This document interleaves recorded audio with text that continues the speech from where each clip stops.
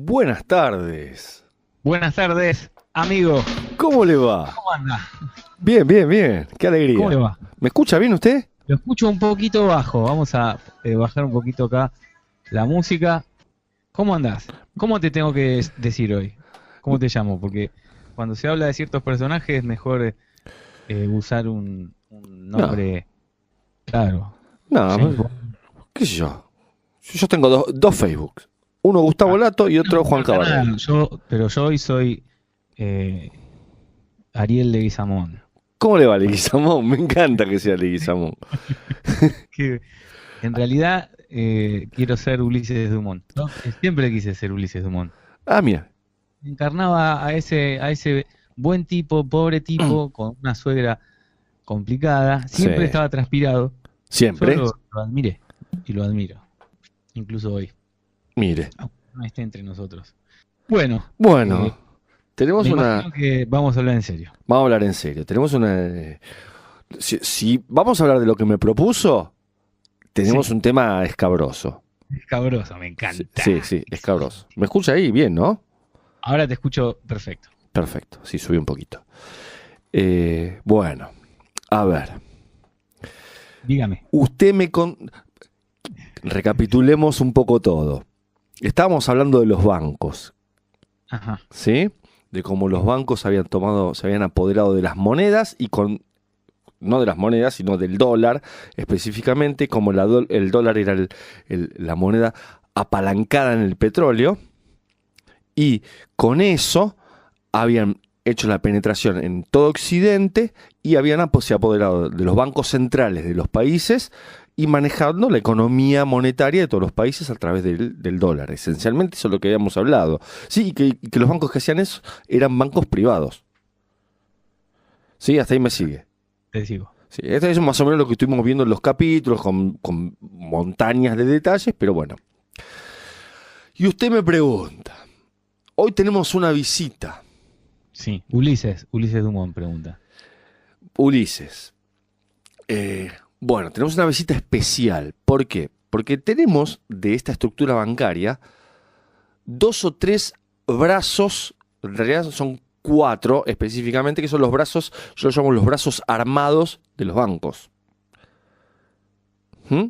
El tradicional, Las venas abiertas, los exactamente, brazos armados de los bancos. exactamente. El brazo tradicional, el más conocido es Estados Unidos. Todos sabemos que Estados Unidos es el que arma las guerras, bla, bla, bla. Bien. El otro que venía siendo el secundador de Estados Unidos era Inglaterra. Sí, era como el socio idiomático. Mm. Si bien tenían una diferencia bancaria ahí, pero últimamente, en los últimos, digamos, 20 años, las bancas de Nueva York y la de Londres estuvieron muy asociadas y con eso su complejo militar industrial y la participación en muchas guerras también. Ujú. Un poco como que a veces, ¿no? En ciertos conflictos da la sensación que el hijo se lo lleva puesto al padre, ¿no? Sí, pero precisamente por eso fue el Brexit, porque la moneda dólar como predominio eh, empezó a no dejarle espacio de maniobra al Reino Unido. Y el Reino Unido en los últimos tiempos se retiró, está como en un estado de stand-by, yo diría, se fue del mercado común europeo, nunca, si bien nunca perteneció completamente, sí como mercado común. Nunca usó la moneda euro, pero sí como mercado común. Y se retiró y últimamente está como en un estado de espera, observando a ver qué pasa en el mundo, porque el mundo está cambiando muy rápidamente. El otro socio, también europeo, es Francia. Francia fue el socio de la guerra de Estados Unidos. ¿Sí? Y Francia no solamente es el socio de la guerra, sino que es el socio de los bancos. Los principales bancos tienen que ver con Francia. De hecho, todos los bombardeos de Medio Oriente, las intervenciones, han sido mayormente apoyadas por Francia.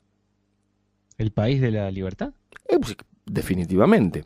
Por eso han tenido los desbarajustes posteriores sociales, atentados muy violentos, ¿sí? En Francia. ¿Por qué?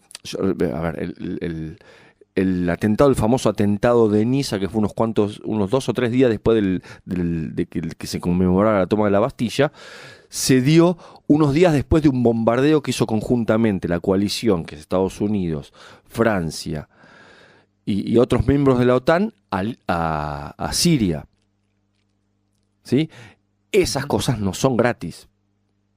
No. Bien. Digamos, y han tenido un predominio económico. ¿Por qué? Porque yo lo nombro a Francia, porque Francia es un poco el mentor de la Unión Europea. Y cuando hablamos de la OTAN, dijimos que la OTAN se crea con 3 propósitos. Estoy hablando de hace muchísimos años, posterior a la Segunda Guerra Mundial, que se crea con el propósito de tener a Estados Unidos dentro de Europa, a la Unión Soviética, que en ese momento era la Unión Soviética, fuera de Europa, y a Alemania aplastada contra el piso. ¿Sí? Porque era el perdedor de la guerra y todos sabemos el poderío que tiene Alemania. Y uno de los mentores de eso fue Francia, de la OTAN. Pero hay un miembro que es un Estado que aparece en la geopolítica en la edad contemporánea, en la guerra de la revolución, y fue no de la revolución, sino de la independencia, fue en 1948 cuando un militar llamado Ben Gurión, ¿sí?, de origen británico, lucha por la independencia del Estado de Israel. Te seguimos. Yo no tengo ningún inconveniente contra el Estado de Israel en sí mismo, ni contra la presencia judía en Medio Oriente. De hecho, desconozco mucho de los aspectos que hay entre ellos. Viste que hay como están los kurdos, los sirios, los libaneses. Yo no sé bien cuál es la relación entre ellos. Lo que sí me incomoda mucho del Estado es muy complejo y es milenario. Y yo no la conozco bien esa situación. Lo que sí sé que el Estado de Israel se funda apoyado por Inglaterra, Francia y Estados Unidos. ¿Sí? No quiero dudar de la fundación del Estado de Israel, ya que me parece que todo un pueblo debe tener un Estado, y está bueno que lo tenga, y sobre todo si es su lugar de origen. Ahora, que 3 potencias que lo apoyen luego usen ese Estado para tener injerencia en la región, ahí ya no me empieza a gustar. Y claramente es lo que se vio después. ¿Sí? Igual es una región que estratégicamente no es muy importante. Estratégicamente es completamente importante, es crucial. Es clave. Es clave. Es el tránsito entre África, Europa, Asia. ¿Sí? Tenés al lado el canal de Suez, el Mediterráneo, petróleo, gas. Bien, ese es el problema del Estado de Israel, no su gente. Su gente precisamente va a buscar su tierra, ¿sí? La tierra de origen. Sí, yo, digamos, voy a hablar en mi opinión, ¿no? Sí, sí, sí. En mi opinión. Una cosa es el Estado de Israel. Igual ese Estado es elegido democráticamente por su pueblo, Sí. ¿no? Y otra cosa que no tiene nada que ver es la religión. No, de ninguna manera. O sea, No tiene nada que ver, gracias a Dios. Ni siquiera el Estado de Israel es un Estado genocida y es responsable de la catástrofe de Palestina. Sí, igualmente, yo voy a poner un paréntesis ahí. Yo no quiero responsabilizar al Estado como Estado completo. Es como si vos me dijeras, no sé, Chile es un Estado genocida por Pinochet. Pero no era un gobierno democrático. No era un gobierno democrático. Sin embargo, la izquierda israelí fue aniquilada en el año 91-92, ¿sí? Después de los atentados aquí, cuando se proclamaba la democracia y la libertad en Israel, al líder de la izquierda israelí lo matan lo matan los servicios, y aparte que fue público, de público conocimiento, lo matan los servicios en su propio Israel. ¿Sí? Lo mataron a tiros en la calle. Ujú. Y eso aniquiló, o primero la redujo y después la terminó aniquilando a la izquierda israelí, porque entonces no sé si usted tiene amigos de la Raro, ¿no? colectividad. Suena a la izquierda israelí. ¿Cómo? Decir la izquierda israelí, disculpe usted, Sí. doctor, mi ignorancia, me suena a una cosa que se opone, una contraposición. No. Lo que pasa es que es lo que nos llega hoy. Porque el ¿Vos Estado. pensás que está a la derecha de la derecha? Y uno Bueno, porque piensa, Netanyahu representa a la derecha, pero de hecho acá en Argentina hay muchas organizaciones que no están de acuerdo con Netanyahu ni volverían a Israel estando Netanyahu. ¿Sí? ¿Sabés qué organizaciones? Pues por ejemplo, hay una que se llama Los Otros Judíos, por ejemplo. Los otros judíos. ¿Sí? Ya la buscamos. Porque ¿Sí? De hecho, gente volverían a Israel estando Netanyahu. ¿Qué pasó ahí? ¿Sí? ¿Sabés qué organizaciones? Hola. Sí, se nos filtró el audio. Ahí está. Solucionó. Listo. Sigamos. Bueno, esa es una de las que conozco yo, pero hay varias, digamos, hay varias organizaciones de la colectividad que están en disidencia con su gobierno. Nunca podés pretender que toda la población, y menos cuando hablas de un pueblo que está disperso en muchos puntos del mapa, esté de acuerdo con el gobierno de su país. ¿Sí? De hecho, todos los que viven en su país no están de acuerdo.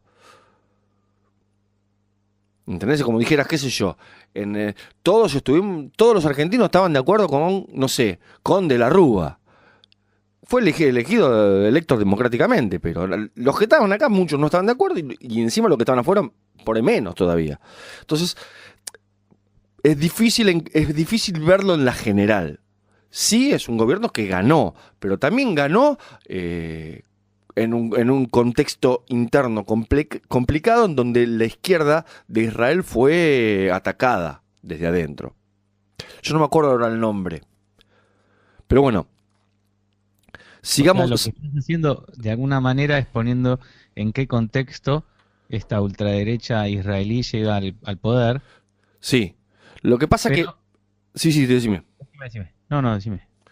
Que lo que pasa es que cuando arrancamos hablamos de que tuvo determinados apoyos, y los apoyos fueron esencialmente los bancos. ¿Sí? ¿Por qué? Porque el petróleo que se maneja ahí, recordemos que siempre hablamos que los bancos, hablamos que son dueños de las petroleras, son dueños de los medios, los bancos son muy poderosos, y además tienen estos tres estados, que es Estados Unidos, Inglaterra y Francia, que fueron los que apoyaron la independencia de Israel. ¿Sí? Ahora, si yo te apoyo, después te condiciono. Eso es como básico. Entonces, todo eso hoy se termina representando lo que es el actual gobierno de Israel. ¿Entendés? Y esa es una opinión mía, que la gente puede no compartirla. O sea, yo creo que lo que se ve de Israel hoy es la acción de este gobierno de Israel. Que a mí no me gusta, que yo no comparto, que para mí tiene actos criminales, y que yo desearía fuera otro gobierno. Pero bueno, nada, es el que tienen. Gustavo. Sí. ¿Vos sabés, en términos de ramas políticas o partidos políticos, cuál es el del gobierno actual de Israel? ¿El nombre del partido? Sí, o cuál es más o menos su origen. No, la verdad es que no. La derecha israelí estuvo siempre presente. La cosa de derecha, de poder, de poder económico dominante, y unido a un cierto, muy pequeño sector, como existe en todas las religiones y en todos los países del mundo, más fundamentalistas. ¿Sí? Ujú. Hay fundamentalistas de todas las religiones que se te ocurran. Y cuando el poder y los fundamentalistas se empiezan a unir y empiezan a usar esa cosa de te domino, pero además de te domino, te convenzo por la religión, empieza a ser complicado. Yo la verdad es que no me quiero meter en eso porque desconozco. Sí conozco, por ejemplo, el tema más económico de todo esto. Ujú. Bueno, ¿a dónde voy? Israel, como Estado y como Estado económico, mantiene una presencia de intereses que no son israelíes, que son extranjeros, ¿sí? Que son ingleses, franceses y norteamericanos. En la región, que es una región rica en petróleo esencialmente y gas. Ahora, habíamos dicho, ¿te acordás que en la preguerra ya se estaba gestando el poderío del dólar? Que el poderío del dólar estaba apoyado en la moneda del siglo XX, que es el dólar, y estaba apoyado en la forma de energía del siglo XX, que es el petróleo. No sé si recordás esa charla que tuvimos. Cada sistema de energía da una moneda predominante. En el siglo XIX fue el carbón con la libra esterlina, porque el carbón lo manejaba Inglaterra. En el siglo XX fue el petróleo con el dólar, ¿sí? Ahora, este predominio del dólar y esta sociedad de dólar-petróleo fue gracias a que Estados Unidos hizo pactos con Arabia Saudita, que es el principal aliado en Medio Oriente de Israel. Es loco eso. Sí, porque aparte vos tenés en Israel, te guste o no, es una democracia, pero en Arabia Saudita tenés una monarquía. Que además es una monarquía fundamentalista, como vos decías. Por completo. ¿Sí? Y en donde Estado... Una rivalidad tan fuerte, histórica. Sin embargo, la sociedad, si vos te fijas, jamás entró en conflicto Arabia Saudita con Israel. ¿Sí? De hecho, por ejemplo, en una de las filtraciones de Wikileaks, lo que sale lo de las Torres Gemelas es que fueron saudíes los responsables. Sí. Bueno, Arabia Saudita está casi en conflicto permanente con el resto del mundo árabe. Israel casi también. Sin embargo, entre ellos dos no han tenido problemas. ¿Sí? ¿Por qué? Porque en realidad hay una disputa sobre el petróleo ahí, en toda esa zona. Por eso, también lo hemos comentado, que las invasiones y las intervenciones militares que mientras suceden y mientras hay terrorismo, etcétera, etcétera, aprovechan y se llevan el petróleo. Eso es, eso es conocido por los periodistas, lo comentaban todo el tiempo. Se estaban agarrando a tiros y los camiones tanques, los camiones cisterna de petróleo pasaban por el medio del desierto y nunca nadie los atacaba. Era que había una sociedad, de hecho, entre el terrorismo y todo el despelote que había y los que se robaban el petróleo y lo mandaban para Europa. ¿Me va siguiendo? Claro que sí. Entonces, Israel con el conflicto, el gobierno de Netanyahu con el conflicto en la zona, más Arabia Saudita, que ahora empieza a tener despelote con los Emiratos, con Qatar, con Irán, es ancestral el lío que tienen con él, porque Irán es Persia, ¿sí? Y el conflicto es que ellos tienen el gas y para llegar a Europa tienen que atravesar, o iban a atravesar, territorio saudí. ¿Sí? El gasoducto iba a atravesar toda Arabia Saudita, por lo cual Arabia Saudita iba a cobrar. Pero decidieron mandarlo por el otro lado del Mar Rojo, por territorio iraní. Entonces ahí es donde empezó el lío que empezaron a atacar a Qatar y decirle que eran un estado que financiaba el terrorismo. ¿Quién? Arabia Saudita, los que se sabe que desde hace mucho que financian el terrorismo. ¿Sí? Entonces ahí es una disputa que no tiene nada que ver ni con el terrorismo ni con nada. Son intereses comerciales y de mucha plata. Bien, hoy, y esto te lo quiero dejar, porque es un anticipo que lo vi hace un ratito en Sputnik, la cadena rusa, salieron aviones de Israel para apoyar al gobierno saudí ante un intento de golpe de Estado. ¿Qué es lo que sucede? El dólar, como ya dijimos, está en caída libre porque el petróleo está en caída libre porque la energía que perfila para el siglo XXI es la eléctrica y no la del petróleo. Entonces, siendo que el petrodólar deja de tener esta preponderancia, se les empieza a descajetar todo. Entre ellos empiezan a perder poder y vos sabés, cuando la gente pierde poder, se pelea, se echa la culpa uno a otro. Es como un equipo que le hacen un gol y los defensores empiezan, fuiste vos. O sea que esta defensa a ultranza... Hola.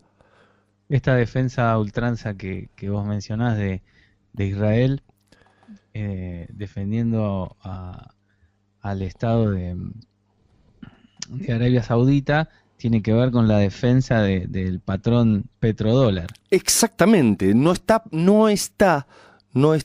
la moneda dólar, esto ya lo comentamos también, no está respaldada por oro. ¿Por qué está respaldada? Y en principio por petróleo. Sí, pero el petróleo se consume, no es como el oro. El petróleo lo gastás. Claro. Bien, y también está apoyado en un gran poderío militar. O sea, ¿quién le va a decir que no? Mire, yo no te acepto los dólares? Vienen los tipos, te estacionan el barco y pasa a ver cómo los aceptas. ¿Sí? Eso es un poco el paradigma que había en el siglo XX. Ahora empezó a cambiar. ¿Qué pasa? China está emitiendo yuanes, ¿sí?, respaldados por oro. Esto es novedad de esta semana. Quiere decir que es más, se está convirtiendo tanto China como Rusia en exportador de petróleo y de gas, ¿sí?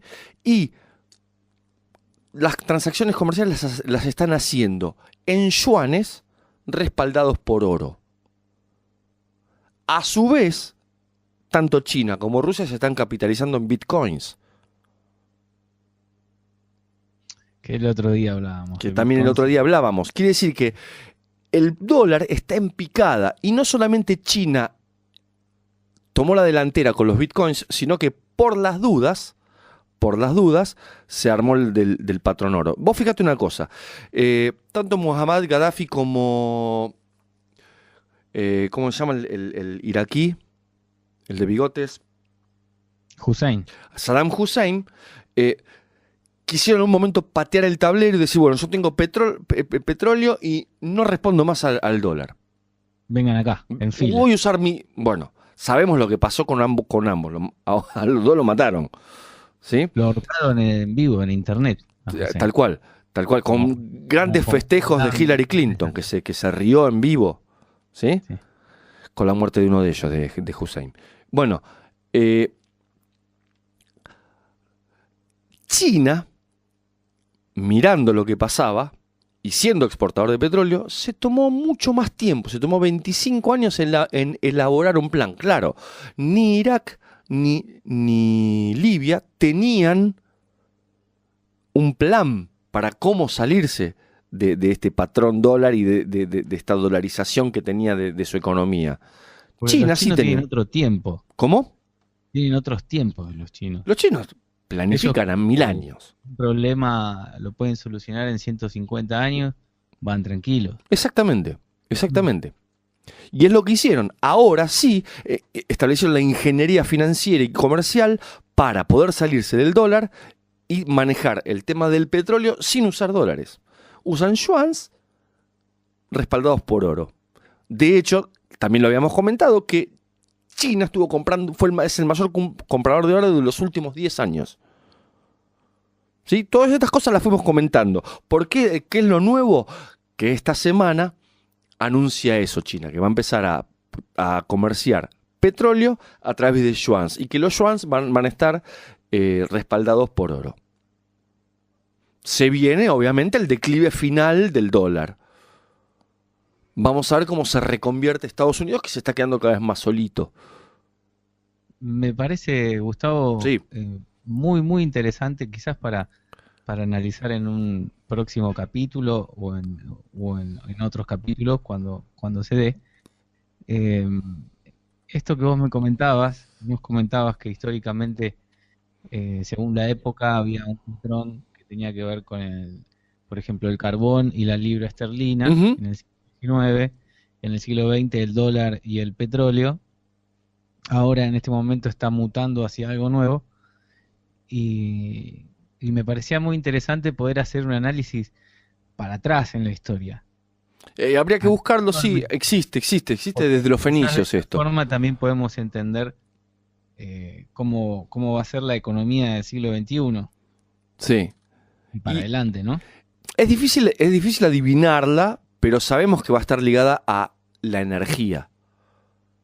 El que maneje la energía va a ser el que maneje la economía. Hasta ahora el que pinta manejar la economía va a ser China, te diría yo que Rusia y Alemania también.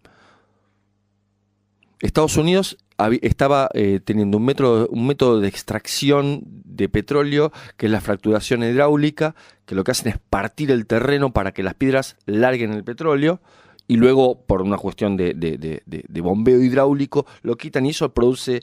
Hay zonas que empezaron a tener terremotos que no tenían. O sea, Terriblemente contaminante, además. sí, es un Ese es desastre lo el que están haciendo. fracking. Es el fracking, sí. Eh, pero bueno, eso en cuanto a lo que está sucediendo. Ahora, si vamos a la pregunta inicial, ¿qué tiene que ver la visita de este señor Benjamín Netanyahu a la Argentina? Esencialmente vine a buscar dos o tres cosas. Muchas que se pueden deducir, hasta desde la fantasía se pueden deducir, ¿sí? Pero esencialmente vino a buscar, por ejemplo, y esto es lo que creo yo que sí le interesa a él, que es un apoyo en la ONU. ¿Por qué? Porque Rusia, Alemania, Irán, etcétera, etcétera, No, etcétera, sobre todo el nosotros lo BRICS, vamos a apoyar en la ONU. exactamente, es Ah, muy posible. El no, BRICS está completamente en contra de Arabia Saudita y de Israel por su intervención permanente en Medio Oriente. Eso por un lado. Por otro lado, ya esto también lo habíamos comentado, que hace años que Israel busca una causa que ha tenido varias en todo el mundo que se presentaron contra Irán, en atentados que se los adjudicaron a Irán y nunca se comprobó ninguno. Le quedan dos atentados en la historia para adjudicar en contra de, o sea, dos atentados en contra de israelíes para adjudicárselos a Irán, y son el de la Embajada Argentina de Buenos Aires y el de la AMIA. ¿Sí? Ellos vinieron a buscar las causas judiciales para intentar inculpar a Irán. Y este es mi análisis. Ellos quieren hace un buen rato algún tiroteo con Irán. ¿Sí? Ya lo tuvieron en algún momento y ya lo pagamos. sí. ¿Sí? Según las informaciones que yo tengo, una de las cosas que hicieron, si vos te fijas, lo vas a encontrar en los artículos de diario, desfinanciaron la unidad que investigaba el caso de la AMIA, etcétera, etcétera. Quiere decir que se está dando de baja esa investigación.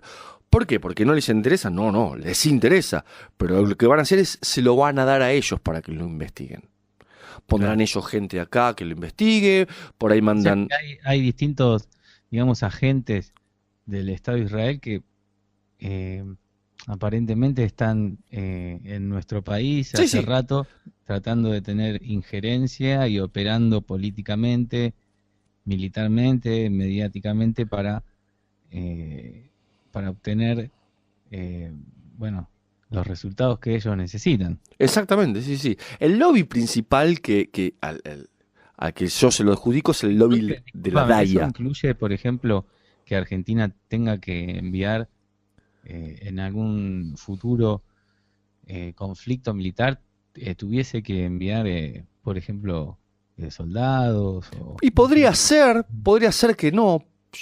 Podría ser que con que le demos la causa judicial y que ellos la utilicen y eso les justifique un ataque, con eso ya estamos saldados. Ahora, eso no nos va a ser gratis para Argentina. Después tenemos el caso Beraja, que creo que lo hemos comentado, no me acuerdo si con vos lo comenté.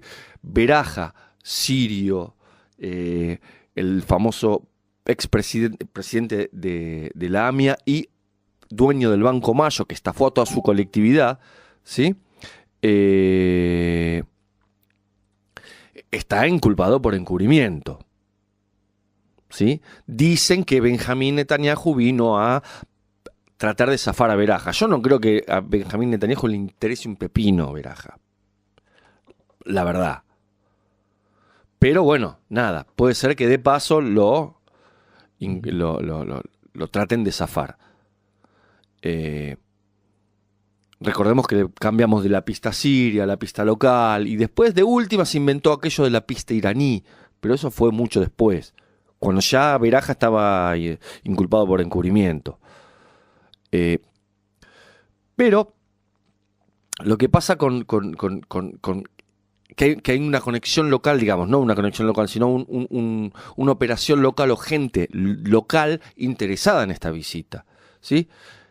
Entonces, nada, lo de Beraja no va, ya que estamos aprovechamos y vamos a tratar de zafarlo. Esa es una de las cosas que se dicen. Vamos a ver qué pasa.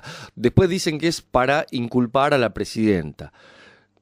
Yo, la verdad, y te soy completamente sincero, no creo que a Netanyahu le importe un cuerno la expresidenta. Eso será obra de algún local que aprovechará que este vino para enchufarle lo de Irán, el memorándum y qué sé yo, ¿sí? Pero me parece que la visita no, o sea, el tipo no tiene esa intención, ni siquiera se le cruza por la cabeza. Me parece que no es su objetivo. Pregunta. Sí. ¿Qué hay de cierto con toda esta información que hay hace mucho tiempo que tiene que ver con la Patagonia? Bueno, te digo la información cierta. Sí. Y acá donde yo te decía... Y a veces se confunde lo que yo leí, ¿no? Como la información se mezcla con cierto aire antisemita y ya no te interesa más, no querés leerlo más, ¿no? No, claro, por supuesto. Yo te cuento lo que hay de cierto y entramos luego en el terreno de la fantasía, por lo cual hay que tomarlo como es. ¿Sí? Sabemos que de la fantasía podemos sacar algo que sea cierto y la mayoría probablemente no. El tema es que cuando se funda el Estado de Israel, post Primera Guerra, en un estado, digamos, en una emoción de culpa brutal que tiene Europa, sobre todo Europa occidental, con el pueblo judío, porque casi lo extermina, ¿sí? Le ofrecen o le hacen, digamos, lugar a la fundación de un Estado, ¿sí? Los palestinos dicen, si tenían tanta culpa, ¿por qué no lo fundaron en Alemania que perdió? Claro. Le hubieran dado un cacho a Alemania. ¿Por qué lo trajeron a nuestro territorio? Dicen los palestinos. ¿Por qué era territorio palestino es? Bien, bueno. Las tres posibilidades, y esto está en los libros, ¿sí? Las tres posibilidades de esa fundación eran... No me digas. Donde está ahora, en una porción de Uganda, o en la Patagonia Argentina. No me digas. Sí, esto está en los libros, esto lo puedes. Se decidió fundarlo en donde actualmente está. Bien. Hasta acá son los datos ciertos. Bien.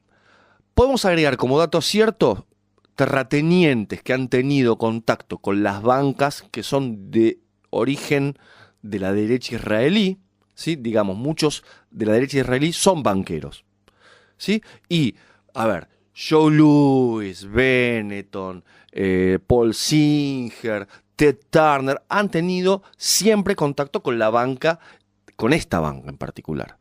Entonces hay una gran porción de la Patagonia que está ya comprada por esta gente. ¿Cómo se llama? Goldman Sachs. Goldman Sachs es el banco principal, que además es el dueño de Clarín, de todo el grupo Clarín.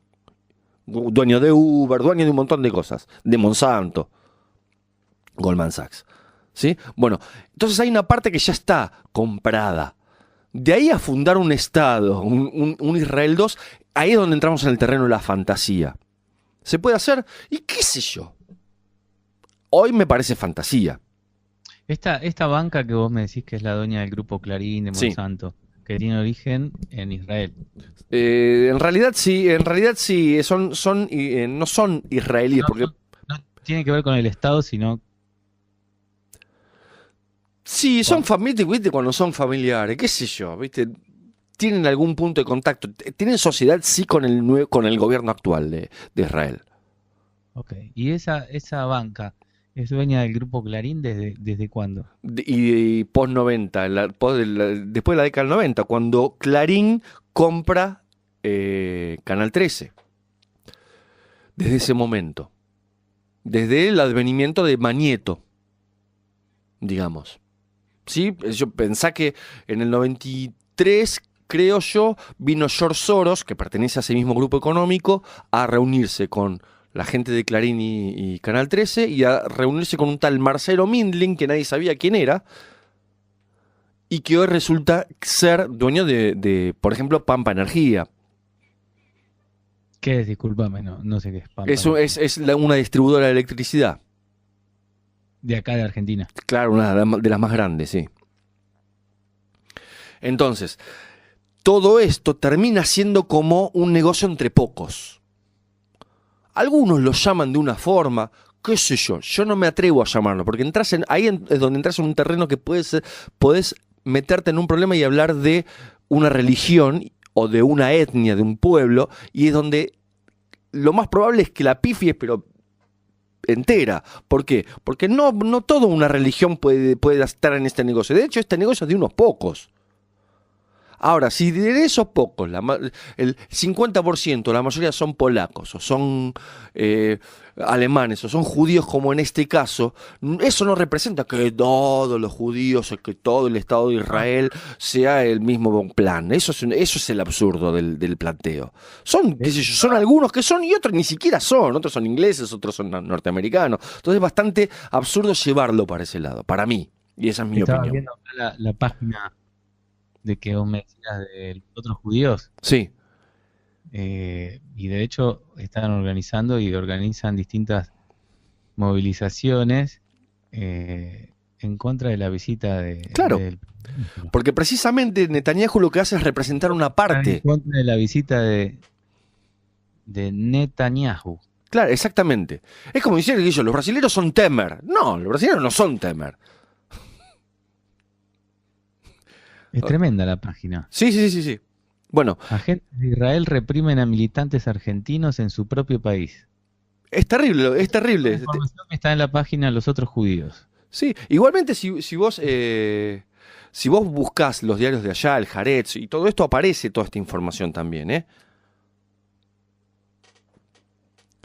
Pero bueno, sigamos. Entonces, que hay intereses en la Patagonia, pero eso es de cabeza. De cabeza. ¿Por qué? Porque no hay nadie, porque tienen petróleo, tienen oro, tienen agua, tienen terreno libre. Y no la Patagonia Argentina, la Patagonia chilena era lo mismo. Tienen la Antártida. Estás ahí nomás de la Antártida, estás a un paso de empezar a reclamar la Antártida por proximidad. ¿Sí? Bueno, entonces son intereses, desde mi punto de vista, comerciales. Ahora, vamos al terreno de la fantasía. Que haya un estado fallido en Medio Oriente y que tengan que salir volando porque se les explota el polvorín allá y tengan que instalarse acá. Y bueno, es una fantasía. Puede pasar, qué sé yo, puede pasar. Si la gente no quiere, puede no pasar. Pueden pasar mil cosas. La verdad es que yo no tengo, o sea, estamos en el terreno de la fantasía. O sea, uno puede paranoiquearse un poco con esto, pero me parece que exageraríamos, sobre todo exageramos, si esto se lo adjudicamos a un pueblo o a una religión. Para mí ahí es donde nos vamos de la banquina. Vamos, carajo, sí. Hace muchos años que está El plan Andini es eso. el plan Andini pertenece, sí, es de la guerra del 40. ¿Por qué? Es muy difícil abarcarlo porque enseguida uno se tropieza con personas que mezclan todo y mezclan la religión. Entonces no sabes de última qué creer, qué cosas leer.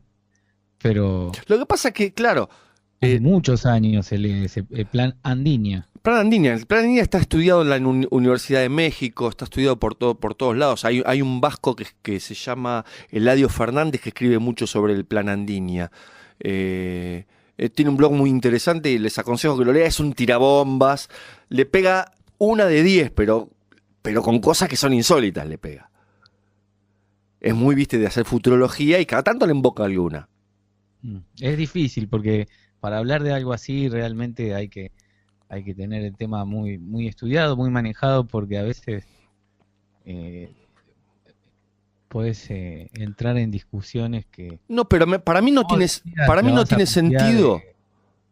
Para mí no tiene sentido mezclar lo que es religión, lo que es nacionalidad y lo que es Estado con lo que es el plan de unos tipos que son los poderosos. Es como decir, a ver, eh, no sé, suponete, Galtieri tiene plan de invadir, no sé, Paraguay. ¿Sí? Retrocedamos unos años, un X plan. Entonces, lo trasladás a que Argentina es una invasora, Argentina es asesina, Argentina es militar, y por ahí es un loco que es Galtieri, que está bancado por 4 o 5 poderosos. Entonces, y después decir que los católicos argentinos son los que quieren invadir militarmente Paraguay. Y tenés entonces una mezcla que es cualquier cosa. Que por ahí es un tipo tiene poder, apoyado por otros 10 tipos que tienen poder, forma parte de los planes de ellos, pero no del pueblo ni de su religión. exactamente, exactamente. En todo caso, lo que podemos discutir un día en este contexto u en otro es cuál es el rol de la religión en la historia.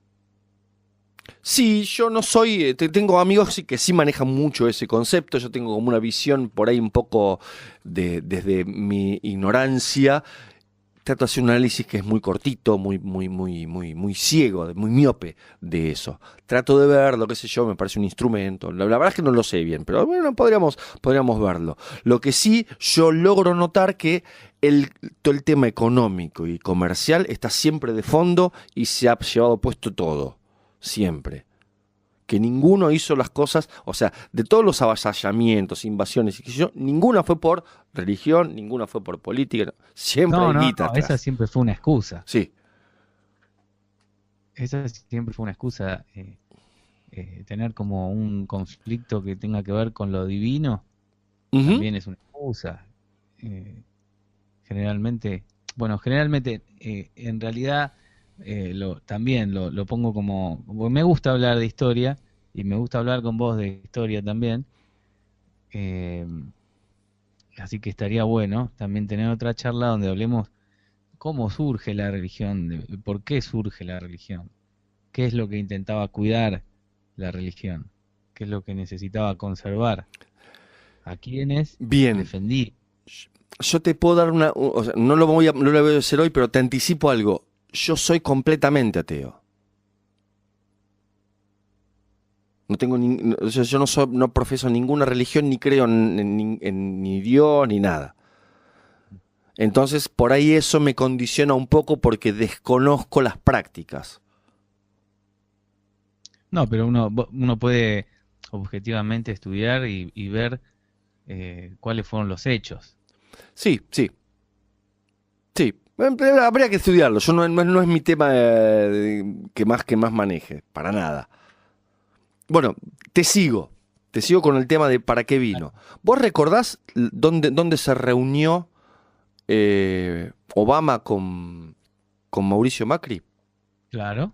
¿Dónde fue? Centro Cultural Néstor Kirchner. Y luego, En el Colón, no. no, en Bariloche. En Bariloche, tomá. Bien. Ted Turner vino a operarse de la rodilla a Bariloche. Porque le quedaba cerca De no sé dónde. los Bariloche chocolates está Fernet. cerca de Lago Escondido, ¿sí? Mm. Bien. Evidentemente, bueno, Tenemos en Bariloche, que siempre se cae en Bariloche. o la Angostura. El presidente se va todo el tiempo de veraneo ahí o de vacaciones a ese lugar que le queda muy cerca Lago Escondido y de la estancia de Turner, etcétera, etcétera. ¿Sí? Evidentemente esa región, esa zona, está llena de intereses comunes que confluyen ahí. Eso es lo que yo haría. Después de si esto es van a poner la capital del reino de Patagonia en Bariloche y va a venir, no sé, un rabino y se va a proclamar rey, eso es completamente de la fantasía de la cabeza de algunos que creen esas cosas. Lo que sí hay intereses gigantescos y no lo puedes negar. Y que esos intereses no solamente se pueden quedar con la Patagonia, sino con todo el país, tampoco se puede negar. Porque desde el 91, yo les quiero recordar a todos los que me están escuchando, que existe el concepto en deuda que se llama deuda por territorio. Ujú. Entonces, Vos no podés pagar, tenés como garantía el territorio. claro, ¿Sí? tu país. Entonces, después de eso se salió una acordada en la ONU que se llamó deuda soberana, en donde se limitaba eso y se acotaba eso a activos, no a territorio. Por ejemplo, te confiscan la fragata Libertad. O te confiscan 2 aviones de Aerolíneas Argentinas. ¿Me vas siguiendo? En vez de confiscarte un pedazo de Misiones o un glaciar. Bien, pero ¿qué pasa? Ahora volvieron a la carga. Hubo una ley de tierras que se dictó y una ley de glaciares que se dictó y que ahora la ley de tierras ya se derogó. Ujú. Entonces, todo esto pone en peligro el territorio. Sin duda. ¿Por qué? Porque nosotros somos argentinos, tenemos forma de afrontarlo todo esto. ¿Sí? Ya superó el billón de pesos, el billón con B larga, la cantidad de LEVAX que hay. Billón. Billón de pesos, de pesos. Esos son problemas serios. Bueno, es lo que veníamos diciendo, o sea, se monetiza Salvo la que tengas economía. Levax. ¿Cómo? Salvo que tengas Levax. Claro, bueno, ahí está salvado, pero para el gobierno es un problema. Y nada, están entrando en no saber qué hacer, cómo pagarlo. Y esto, en cuanto colapse, nos vamos a encontrar con varios problemas. El primero es que, además de las LEVAX, vamos a tener la deuda creciente. Y la reserva va a estar en dólares, que el dólar está en caída. ¿Sí? Y que posiblemente algún loco desde adentro, porque el grave problema están en los locos de adentro, quiera garantizar ese pago de deuda con territorio, que ya en el 2001 se habló de esto. No sé si ustedes se acuerdan, pero se hablaba de que se iba a pagar con territorio la deuda de la Rúa. Y finalmente no pasó. Que finalmente no pasó. ¿Por qué? Nada, porque hubo una catástrofe y terminó. Pero bueno, es todo un tema geopolítico que obedece a intereses económicos gigantescos. ¿Sí? Lo que yo estoy notando es que hay intereses sobre nuestra Patagonia muy grandes. Si vos lo querés relacionar a la avenida Netanyahu, yo te diría, puede tener que ver, pero tiene que ver no desde lo nacional como Estado de Israel, no desde de lo religioso como religión judía, como pueblo judío, sino desde lo empresarial económico. Y político. Y político, ¿sí? Y ahí sí puede tener que ver, porque de hecho tiene que ver porque él tiene que ver con muchos de los bancos, de los grandes bancos. Ok. ¿Sí? A mí no me gusta meterme en esos terrenos porque, ¿sabes qué? Conozco mucha gente de la cole, mucha, y sé cómo piensan y no apoyan esto. Entonces yo no puedo decir, sí, estos son todos así. No, de ninguna manera. Es más, te diría que la mayoría de los que yo conozco no apoyan esto.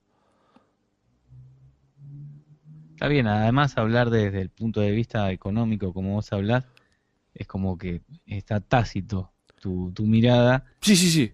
que Sí, sí. no involucra ningún tipo de credo ni religión. No, Eso no, está para nada, para nada.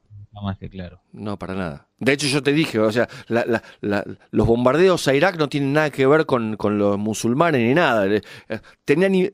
Irak se va de la red de bancos centrales, entonces no tenían forma de recuperar los dólares que ya había en Irak. Entonces, ¿qué hacemos? ¿Qué hacemos con los inversores que pusieron la guita en Irak? Y bombardeamos Irak y esa gente la va a sacar y la va a poner en otros mercados esos dólares. Bueno, no tiene nada que, o sea, ¿qué hacemos con los dólares en ese momento? No tiene nada que ver con ni la religión, ni la política, ni nada, es guita. Pero el motivo que decís es mucho más cruel incluso. Sí, pero por supuesto. Lo que pasa es que si nos centramos en ver que esto tiene que... En los bancos la palabra crueldad No existe, los tipos... adquiere una connotación distinta. Sí. Ahora, y esto pone en la firma, como inventaron una primavera árabe y armaron despelote desde los medios, enfrentando a unos contra otros, poniéndole a la gente en contra de sus propios representantes y de sus propios presidentes, invitando a la intervención extranjera y todo ese caos que se creó, se terminaron llevando el petróleo. Lo que estamos viviendo en Sudamérica, ojo que no sea una primavera sudamericana, Ujú. ¿sí? En donde se enfrentan um con otros, se llama a la intervención extranjera, etcétera, etcétera, caos, bomba, una molotov, qué sé yo, bla, bla, bla, bla, y mientras vos hiciste todo eso y se te murieron millones de personas, se te llevaron el petróleo, el carbón, el oro. Ojo, porque me parece que hay mucho de eso. ¿Sí? Las inteligencias de estos 3 o 4 estados armados, que son los brazos armados de los bancos, que son Estados Unidos, en menor medida ahora en menor medida Inglaterra, pero lo fue siempre, Israel y Francia, siempre han operado, ¿sí?, para que esto sea de esta manera. Bien. Bueno, Gustavo, muy, muy linda charla, muy instructiva. ¿Querés agregar algo más? Sí, me gustaría decir algo que es para mí sustancial, que es el poder globalizado, que es el poder de los bancos, actúa de manera con un plan globalizado y con un plan global general. La gente no tendría que pelearse, tendría que estar muy atenta a esto. Es momento de que la gente empiece a acercarse y no ver que uno es negro, el otro es blanco, uno es peronista, el otro es radical. No, fijarse a qué intereses responden determinados sectores y entender que vienen a afanarnos la patria, ¿sí? Empresas multinacionales. La gente no se puede enterar de esto, porque si vos decís que los bancos son dueños de los medios de comunicación, Por los medios de comunicación no se van a enterar. se van a enterar. Se van a terminar enterando, sí, pero por estos medios alternativos que nombramos en el primer capítulo, por las redes, sí, pero una de las cosas que hace, y esto es invento romano, es divide y reinarás. ¿Sí? ¿Cómo hace un banco con un medio para gobernar un país y lo divide todo? Te pone uno en contra del otro. A mí puede no gustarme Macri o puede no gustarme Cristina Kirchner. Ahora, si a mí me gusta Macri y a vos Cristina Kirchner, nos vamos a agarrar a piña. Estamos fritos. Eso es lo que quieren lograr. Entonces puede gustarme a mí Cristina y a vos Macri, pero no nos empecemos a pelear, porque en realidad lo que quieren es que nos peleemos para hacer eso. Para que terminemos como Siria. Le va muy bien. Si ese es el plan, lo están haciendo. Definitivamente. Están muy bien. Por eso yo hablo de la primavera sudamericana. Bueno, amigo, brother. Un placer. Lástima hablar de estas cosas. Un día hablemos de música. Exactamente. Bueno, cuando quieras. La próxima hablamos de música y me gusta mucho poder hablar un poco de historia. Si la historia tiene que ver con la economía, que es el idioma que más manejás, sí, me encanta. Me encanta. Sí, yo me formé dentro de la historia con unos libros que a mí me fascinaron, que los leía todo el tiempo, que se llamaban Historia del Comercio Mundial. Y ahí entendí un par de cosas desde otra óptica. Mira. Uh-huh. Historia del Comercio Mundial. Perfecto. Muy bien. Lo que vean de esos son muy interesantes y se van a dar cuenta que muchas cosas son distintas de las que uno las vio desde el punto de vista histórico. Bien. Bien. Bueno, Pablito. Bueno, nos vemos la próxima. Pero, perdón, Ulises Dumont, ¿no? ¿Era usted? Ulises Dumont, Ahí vos está. serías No sé, poneme el nombre de... No sé. Larabi. Sí, yo te iba a decir Domenech, pero es un jugador que nadie va a recordar. Sí, yo me acuerdo. ¿O no? Bueno, amigo, hablamos un poco de geopolítica, hoy nos metimos más en el terreno de la geopolítica, yo te lo traté de llevar para el lado de la economía y tocamos lo que pasa en el país hoy. Me encantó. ¿Sí? Me encantó. Abran los ojos. Nuestra patria es rica y no la estamos explotando nosotros, la quieren explotar ellos. No nos peleemos entre nosotros. Abran los ojos. Atenti. Atenti. Abrazo, amigo. Abrazo Cuídate grande. mucho.